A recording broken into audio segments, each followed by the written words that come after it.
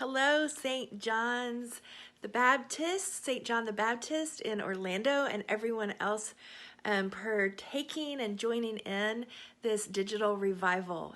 My name is Jerusalem Greer, and I am the staff officer for evangelism for the Episcopal Church in the office of the presiding bishop. And it is my great honor to get to be a part of this revival with you. Like most of you, I am home. I am stay home, stay safe, shelter in place. And I live in central Arkansas, and I live on a little hobby farm. And what that means is while I talk to you, you might hear some chickens and some roosters in the background. And that just can't be helped because they don't know that there is a pandemic and that we should all be sheltering in place. So they are free range around the farm, and they are still singing their hearts out, which I think is a blessing in this time to still hear all of creation singing. But I am here to talk a little bit about turning, about what it means to turn towards God and to turn towards each other, and how we can do this in this time of isolation when we are together but apart. So I want to start with going back and thinking about Jesus's his first miracle, right? The first time that he really displayed who he was as Christ, as God incarnate. And to do that, we have to go all the way back to a big celebration, to a wedding that was happening, that he was attending with his family and his friends. It was a big wedding, and they were gathering in person, like we're not able to do right now, but it was a big gathering, and they were all together. And as we know in the story, Jesus was there with some of his friends, and his mother Mary was there, and it must have been like a big, community event. So wonderful. But they ran out of wine. The host ran out of wine, and this was terribly embarrassing thing. I mean, you don't want to run out of wine before the people are done with the party, right? That's just not good hospitality. So Mary, having an idea about who her son was, knowing who he was, went to him and said, you need to fix this problem because I know you can. You need to help our friends out. Now, I have two teenage boys. One is 19, almost 20, so he's not really a teenager. He's a young adult. And then a 15-year-old. And I know how they feel about mom getting into the middle of their business, right? But here comes mom and Mother Mary, and she comes to Jesus and says, you need to fix this.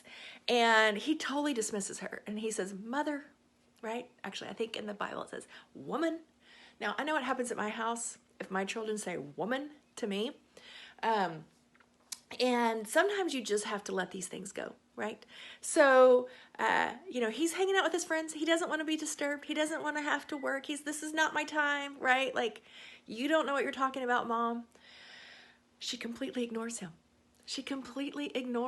And she turns back to the servants and she says, do what he says. And in that moment, in that one moment, Jesus has a choice.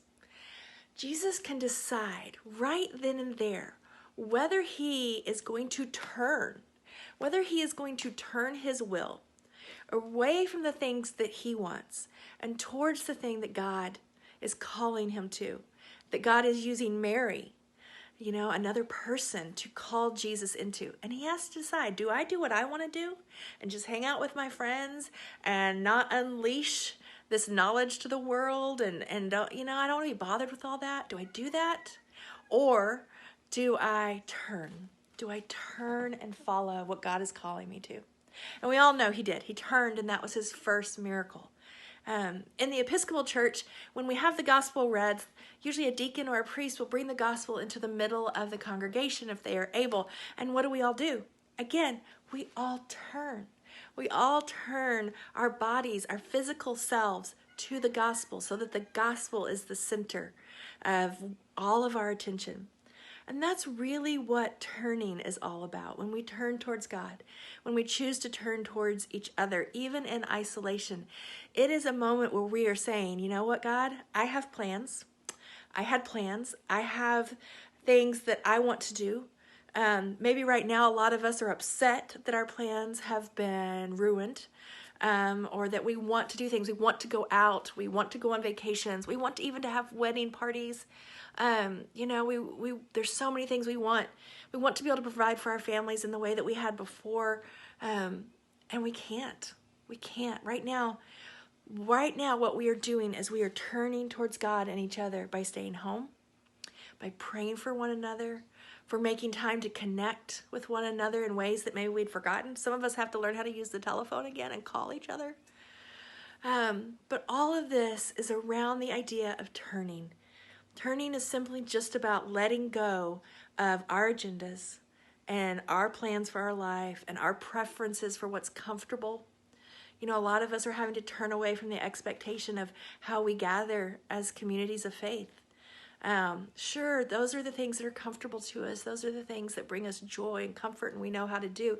But right now, we have to decide, how are we going to turn to what God is calling us to do in this moment? Who is God calling us to care for right now? How are we being called to care for them? Is it by staying home? Is it by homeschooling our children? Is it by working extra long hours from home when our home is usually our refuge? Is it letting go of expectations of what we think worship and gathering